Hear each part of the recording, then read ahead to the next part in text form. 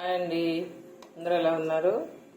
ఇప్పుడైతే మనం బెండకాయ పులుసు ఎలా చేయాలో చూపిస్తాను. 3 పావుల ఆయిల్ అయితే వేసుకున్నాను.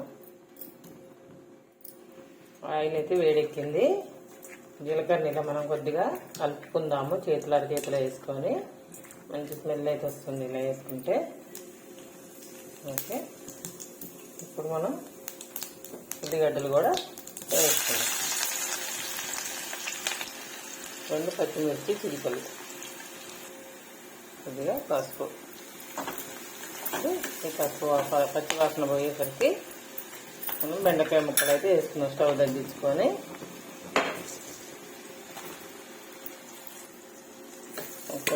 ఇలా కలుపుకొని స్టవ్ తగ్గించి మూత పెట్టుకుందాము. ఒక 5 నిమిషాల్లో మగ్గిపోతే లేత బెండకాయలు కదా. మగ్గి లోపల మనం అల్లం నూరుకొని చూద్దాము. ఫ్రెష్గా చక్కగా మూతకైతే ఇలా ఆయిల్ పెట్టింది. ఇప్పుడైతే మనం కలుపుకుందాం ఒకసారి.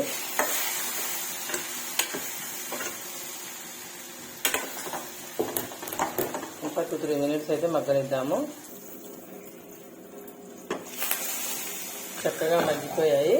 ఇప్పుడు మనం అల్లం వెల్లుల్లిపాయ, ఫ్రెష్గా రోట్లో దంచుకున్న అల్లం వెల్లుల్లి పేస్ట్, 1 స్పూను కారం, 1 స్పూను ఉప్పు, కొద్దిగా జీలకర్ర, మెంతి పౌడర్,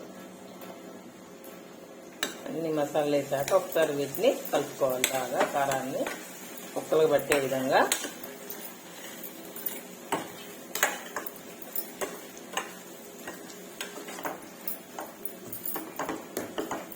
ఓకే, ఇప్పుడు మనం కావాల్సినంత పులుసు అయితే పోసుకుందాము. ముందుగానే తయారు చేసుకున్న చింతపండు రసాన్ని అయితే పోస్తున్నా.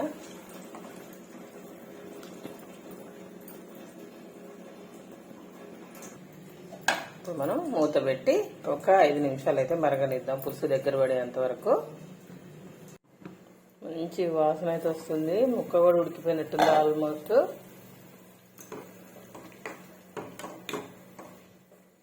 ఓకే, ఇంకా ఒక 2 మినిట్స్ అయితే ఉంచుతాము.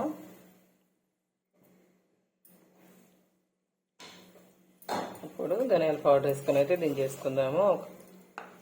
కొంచెం ధనియాల పౌడర్ అయితే వేసుకుందాము.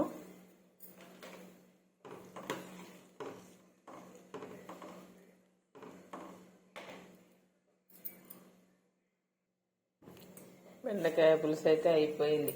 ఊరించే బెండకాయ పులుసు అయితే రెడీ. మొగమలాడుతుంది.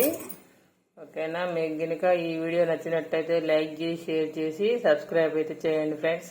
లైక్ చేయడం మాత్రం మర్చిపోకండి. మీరందరూ లైక్ చేసి, షేర్ చేస్తే, సబ్స్క్రైబ్ చేస్తే నా వీడియో చాలా మందికి అయితే రీచ్ అవుతుంది. Okay, thank you friends.